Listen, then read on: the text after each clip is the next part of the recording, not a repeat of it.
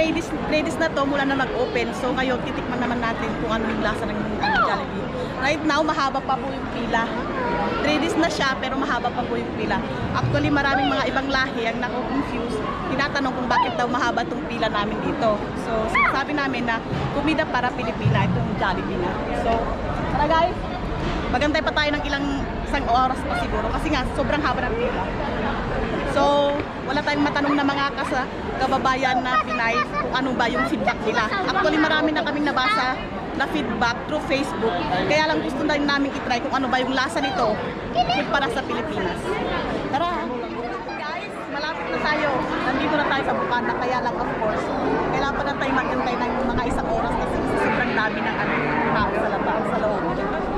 So, actually may mga kababayan din tayo from Malaga, yung dalawang yun. Dumayo pa sila dito sa Madrid para lang makakain ng Jollibee. Sa likuran, marami pa yung pila, mahaba pa yung pila. Bukana na tayo, malapit na. Malapit na. Hindi pala direktamente doon sa may ano. Dito pala. Well, minus para compartir. Bakit wala Jollibee? Ayun. Ito. Yun. Hamburguesa. Conformar pedido. Jollibee. Hamburguesa con queso. Ya está. Pedido estricto.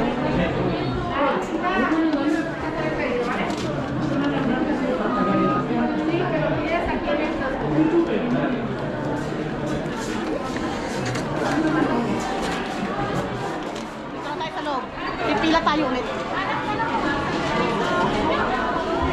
Ngayon ang problema ay yung buwan.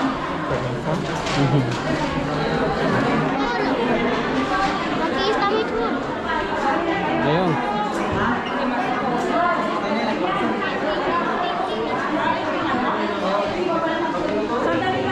Daming tao.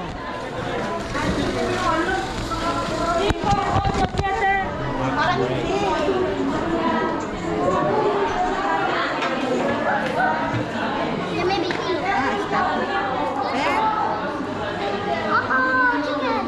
Ito guys, yung chicken.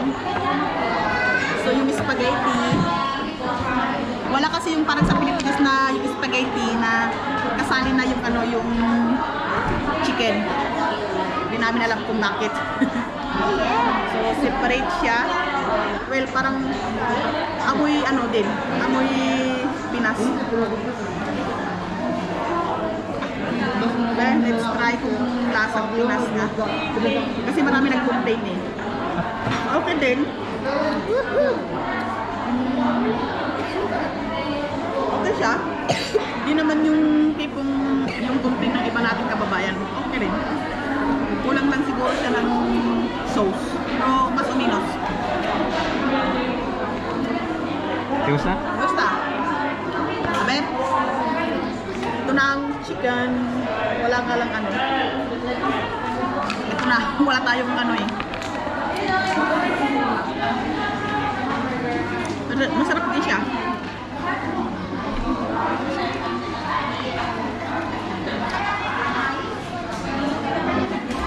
Ito yung isang oras mong pinilaan. Siguro 1 pa bago matanggal yung pila.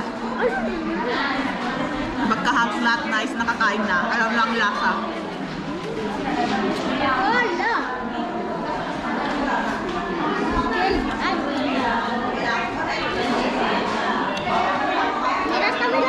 Muy largo, ah. Yeah.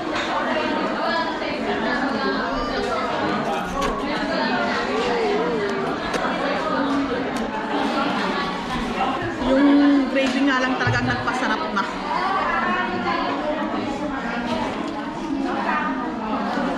Pero dahil 3 taon nang hindi nakatikim ng Jollibee,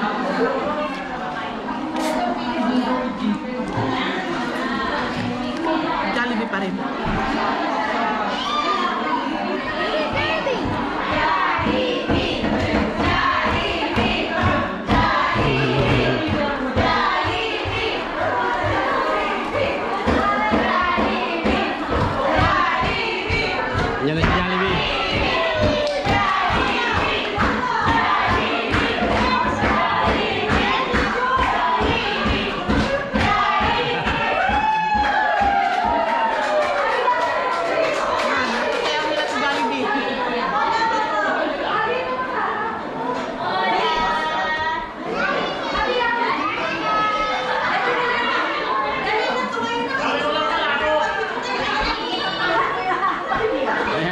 nagpo-photo-photo yung mga kababayan natin, guys.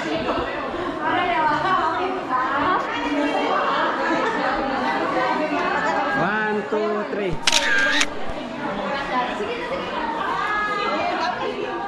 Yung hamburger nila, hindi ko masyadong nagustuhan. Pero so far, siguro dahil sa niluto na nila ng maaga.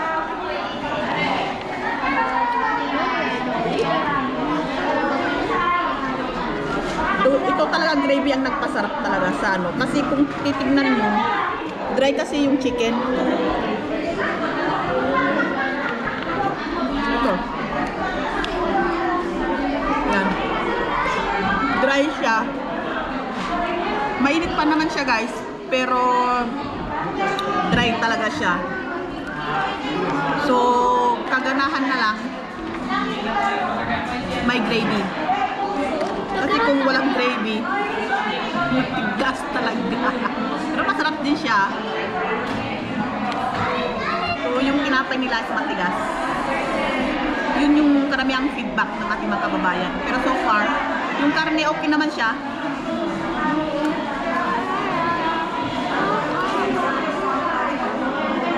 Na ano lang, natipid lang yung mayo. Yan. Yung cheese, hindi ko alam kung nag-melt na ba o talagang ganyan yung cheese. So yun guys, sa akin so far, yung chicken, hindi siya pasado sa akin kasi sobrang dry. Ang nagpasarap na lang sa chicken is yung gravy. Kung wala siyang gravy, hindi siya masarap. Hindi ko alam kung niluto na ba ito ng maaga or kasi mainit pa naman guys kanina. So yun lang. Pero at least lang, ang kagandahan lang is napasaya tayo ng Jollibee. Sa tagal mong hindi nakatikim for 2 to 3 years nang hindi nakakain ng Jollibee, nandito na siya. Kaya lang siguro dahil sa sobrang pagmamadali nila, dahil siyempre marami pang pila, mahaba yung pila. So siguro hindi pa nila nakuha yung exact na lasa ng Pilipinas na in-expect mo talaga. Kasi nga, yung ibang crew nila dito is hindi naman todo na Pilipino. May mga ibang lahi din. So, of course, yung lasa, different eh. Pero, okay na rin. Jollibee pa rin.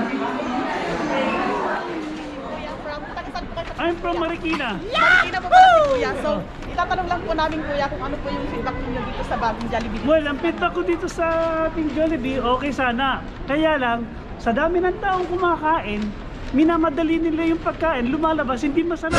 Sa mukha nung sausage, ang tigas ng tinapay, dry na dry. Yun naman pala man sa sausage, ang tigas. Ano po yung sabi niyo sa chicken Kuya? Sa chicken, okay. Hindi naman sunog.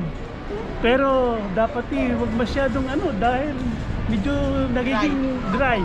Isa naging ano. Pagkatapos, yung Spaghetti. sinasabi spaghetti naman, matubig. My Matubig. God. Matubig. So far, hindi siya pasado sa inyo Kuya. Hindi pa sana, hindi kamukha sa atin. Meron pa mga konting yung beef. Yung yung karne pikada. Karne pikada. Eh dito wala. Sa Madrid, sa Pilipinas meron. So iba talaga yung sa Madrid tsaka sa Pilipinas. Iba yung sa Pilipinas dito kasi produkto dito galing. Oo. Eh karamihan niya binibili sa Costco. Kasi natikman ko yung hotdog lasang Costco. Oh no! Gusto bibili sa Costco, mas mura. Iba lasa, akala nila galing sa ibang bansa. Okay. Pero yung Costco, yun yung kilala sa buong mundo na talagang supplier. Kaya lang dito, ang nangyayari dito, kung sa dami ng tao, hindi na madali nila yung pagluluto. Kahit hindi maganda yung luto, isi-serve. Si, klaro kasi. Siyempre, hindi ka magre-reklamo. Ang soft drinks, hindi masarap. Yung Coca-Cola, basta bueno My Panta God. espiritu. Bye, salamat Kuya. Okay, baka meron ka pagtatanong. Sabihin ko totoo. Guys, thank you. Yun naman mga nagsaserve. Yung Pilipino ay magsalita ng Tagalog para hindi sila lagi tinatawag. Ang gusto nila, yung mga taga South America para habla Espanyol. Di ba? Kaya ay mag-Tagalog. Ayaw nila mag-Tagalog. Ayaw, para hindi tawagin ang tawagin.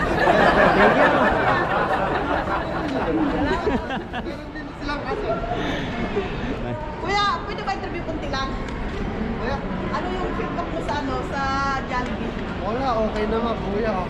far so good. Oo, wala akong negative sa okay. So yun, taga saan ka sa atin kuya? Sa Muntinlupa, sa Sukat. Muntinlupa sa... Malapit sa Paranaque. Magkalapit din sila kay kuya.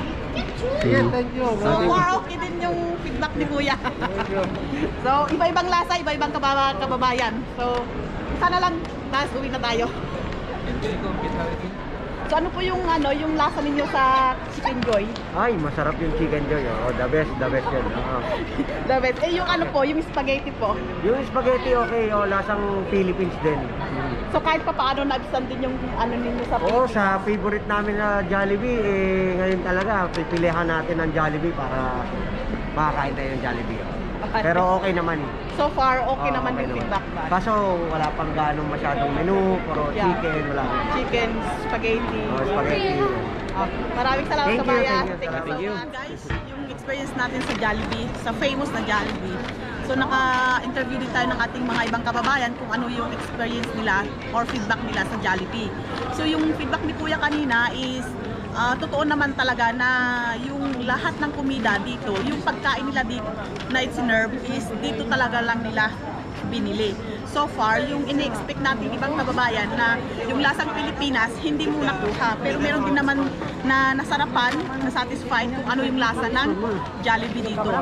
And then yung expect din ni Kuya na yung mga crew dito, ang gusto siguro ng iba nating kababayan, since Pilipino yung Jollibee, tsaka yung iba doon is Filipino din, mag-abla or magsalita din ng Pilipino. Pero since iba nga yung may-ari, kasi nga franchise lang naman yan, so hindi siguro talaga sila allowed magsalita ng Pilipino din. So yun guys, yung kunti nating experience sa Jollibee. So kahit pa paano, hindi man na-meet yung satisfaction natin, yung lasang Jollibee, at least man lang makapagbigay tayo ng support dun sa Jollibee. So yun guys, iba-ibang lasa, iba-ibang kababayan. So hopefully alam namin na maraming magbaba or meron din kahit pa paano magtatas ng kilay, pero at least man lang nasabi namin kung ano talaga yung lasa dito sa Madrid. Meron din namang na-satisfied. So siguro totoo yung sinabi ni Kuya na minadali nga talaga yung pagluto dahil nga sa marami at mahaba talaga yung pila. But then so far, hopefully sa tagal pa ng ibang panahon, mga ilang buwan pa, makukuha din nila siguro yung lasang ina-expect natin na lasang Pilipinas. So yun guys, sa mga bago pa po sa aming channel, please don't forget to like, comment, and subscribe. Adios!